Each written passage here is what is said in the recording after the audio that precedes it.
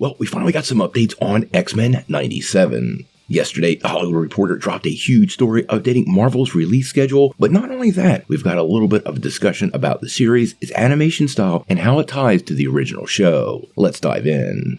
Well, as many of you know, X-Men 97 has a lot of hype surrounding it. Fans are super excited, and we want some information on the show, which has been coming in very little bits from Marvel Studios. Now, yesterday we found out that Marvel has indeed put it on the schedule, and although we don't have a premiere date, The Hollywood Reporter did let us know the show will be coming this winter, and since we know Echo is coming in January now, more than likely we're going to see the X-Men in February or March. Now, in that same report, they gave us some insight into the show, but we also have a very interesting follow-up on the animation style, which is indeed going to be a bit of a change from the original series. Now, in the THR report on the delays, X-Men 97 is described as, and I quote, a spiritual and tonal continuation of the classic 1990 series that aired on Fox, and a retro love letter to the original.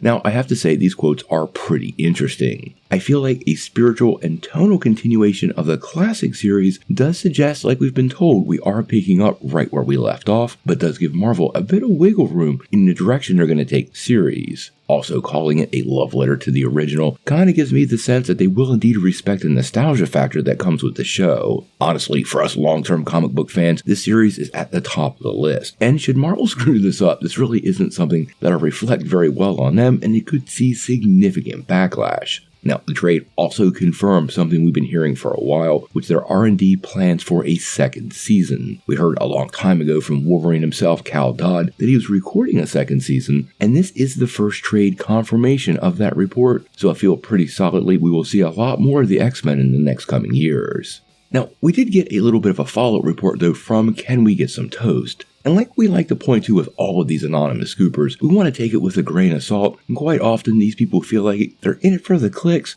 but sometimes they're right, and Can We Get Some Toast is one of those scoopers that has been right in the past.